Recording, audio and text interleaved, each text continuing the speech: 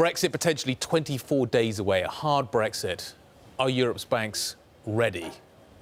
Well, we just sent a communication today out on telling banks, that we think that the infrastructure is in place to deal with a potential contingency.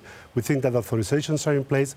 However, banks should be ready for every contingency, particularly hard Brexit.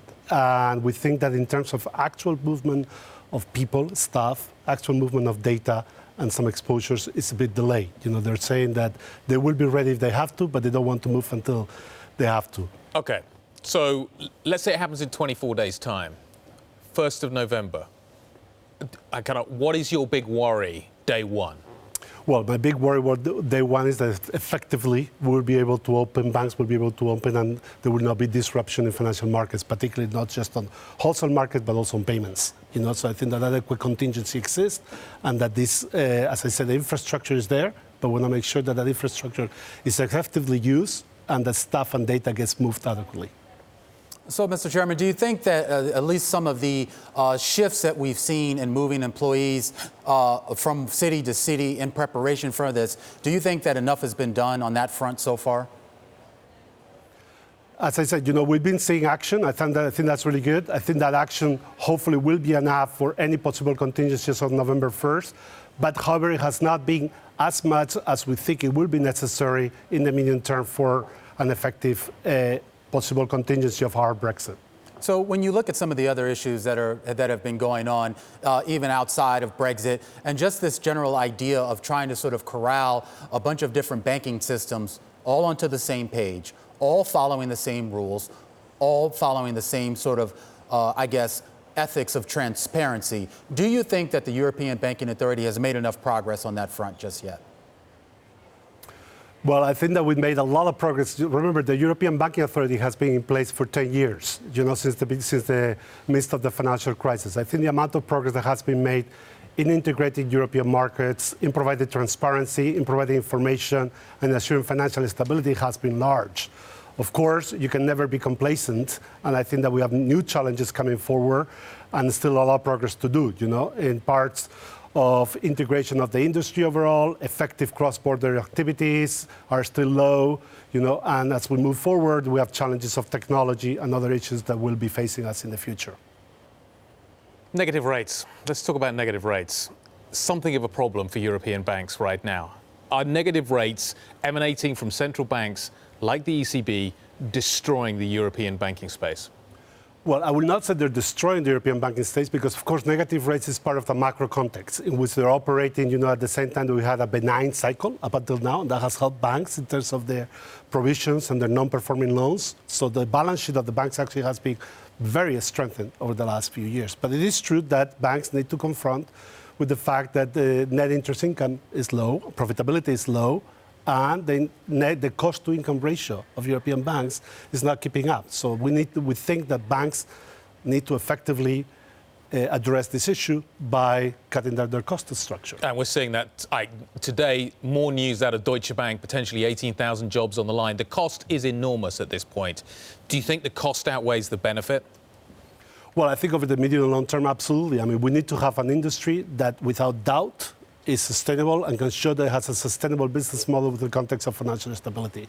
Adequate profitability is the number one key to sustainability. So when we talk about sort of, these sort of shrinking margins that we're seeing, net interest margins, obviously some of these banks trying to shrink their staffing as well. But a lot of these banks are also looking to sort of other areas to try to innovate, experimenting with cryptocurrency, experimenting with more digital forward type services. That sort of opens, I guess, a new front for regulation and for how you sort of police the system. How open are you to some of these sort of new approaches to banking?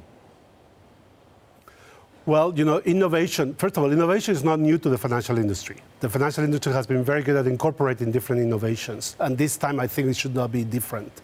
Our approach towards innovation, in principle, should not be negative. We should be encouraging innovation as long as we have three characteristics which I think are important. That innovation should be safe for consumers, safe for financial stability, and foster competition in the industry.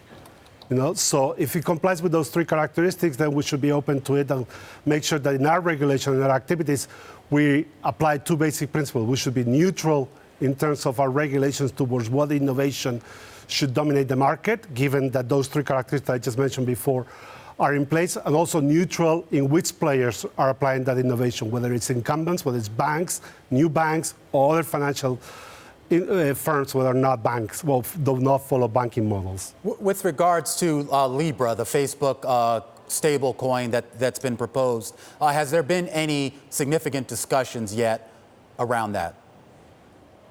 Well, as you know, we have been engaging with a lot of cooperation at all levels. Within the European authorities, there's been a lot of cooperation to make sure that we have a common stand on the situation of Libra, but also beyond the European Union and the G7 at the Financial Stability Board, there's also been discussions. And the overall approach right now, as you know, is that we need to get more detailed information and understand better what are exactly the conditions that Libra will put forward as an initiative before, a specific regulation comes into place. But this is an example of innovation that has brought forward a number of very important questions for regulators that we need to digest on and think about how to implement those in the future, how to address them. The risks are mounting for the European economy right now. It's trade. We're talking about a lot about the trade war between China and the US today. It's affecting Europe. You got Brexit, potentially a hard Brexit, doing damage to the European economy as well. The data are all pointing pretty much in the wrong direction, and we potentially could be heading for a recession here in Europe. Are you confident that European banks at this point can sustain their business models through a recession? Well, we're confident without doubt, that the strength of the balance sheet of the banks is being improved drastically with respect to the last 10 years. Capital ratios have been improved, regulation has been improved, NPLs have been cleaned up, not as much as we like in some parts of the sector. Depends on the banks and some countries, but in general, overall, has decreased by half of the last 4 years. So that clearly has been a strength, and it makes the banks much more robust to face a downturn. But coming back to your point that you said before, when I think about profitability, that's not up to standards. So that's a challenge there. If there's no profitability, I like to think of profitability as the first line of defense. The bank makes money when a downturn comes. Second aspect, non-performing loans may rise, provisions may rise, and that's a challenge again for banks. So that's a second line of defense that may be weak. But as I said, the last part, which is the balance sheet of the banks, is in much better shape now, undoubtedly. Than Okay. You nearly answered the question, but not quite. You're confident that the balance sheets are strong, but you're not confident about the first and the second line of defense. Is the balance sheet strong enough to deal with an economic downturn? If 1 and 2 aren't there, is 3 good enough to get these banks through a downturn? Yeah, because those ratios are going to fall pretty quickly. Mm-hmm. And at the moment, the regulatory requirement is quite high in terms of Tier 1. How many banks are going to fall below that pretty quickly?